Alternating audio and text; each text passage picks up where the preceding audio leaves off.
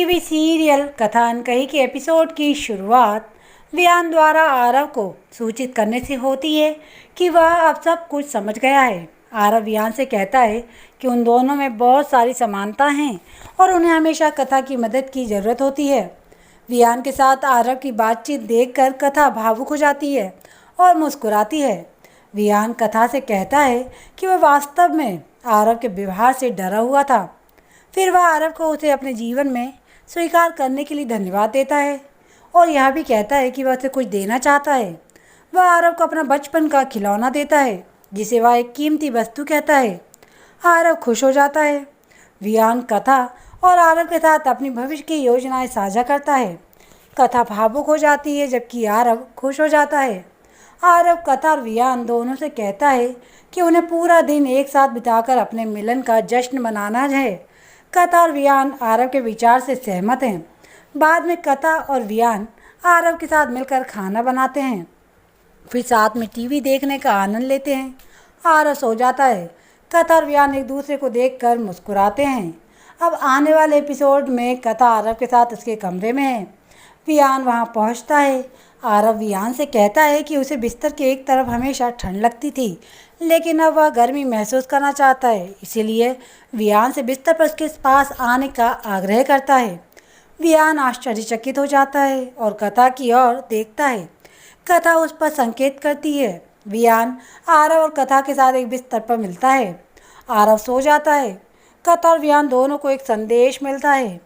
तेजी कथा को एक संदेश भेजती है जिसमें कहा गया है कि वह उससे मिलना चाहती है और उससे यह भी अनुरोध करती है कि वह वियान को यह ना बताए कि इसी बीच वियान कैलाश का एक संदेश पढ़ता है जो उसे अगले दिन उससे मिलने के लिए कहता है और कथा को इस बारे में सूचित नहीं करने के लिए कहता है। कथा को महसूस होता है कि वियान चिंतित है, इसीलिए पूछती है कि क्या वह ठीक है। आरव नींद में अंगूठा ऊपर करता है जिससे कथा और वियान मुस्कुरा देते हैं। वियान चला जाता है। फिर वह कथा को गले लगाने के लिए इशारा करता है जिससे कथा मुस्कुरा देती है। वियान बाहर आता है और सामने देखता है। अगले दिन आरव ग्रेवाल के घर में नाश्ता कर रहा है जबकि कैलाश वियान से मिलने के लिए तैयार है। आरव कैलाश से कहता है कि वह जानता है कि बड़े लोग कथा और वियान के मिलन से खुश नहीं हैं, इसीलिए लड़ाई हो रही है। कथा, कविता और कैलाश चौंक जाते हैं। आरव कैलाश से अपने रॉबिन को एक छोटा और मौका देने की विनती करता है जो वास्तव में एक अच्छा इंसान है और उसे यकीन है कि रॉबिन उसकी और कथा दोनों की अच्छी देखभाल करेगा। कविता भी आरव के पक्ष में है। कैलाश यह कहकर चला जाता है कि उसे एक ज़रूरी काम है। वियान कैलाश से मिलता है और उसे अपनी पसंदीदा किताबें उपहार में देता है।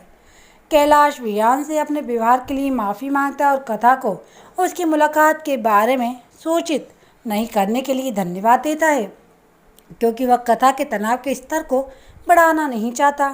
फिर वह एक बच्चे के जीवन में पिता की भूमिका के बारे में भी बात करता है कि कैसे वियान कभी भी आरव के जीवन में एक पिता के रूप में आदित्य की उपस्थिति की कमी को पूरा नहीं कर सकता। वियान कैलाश को घूरता है।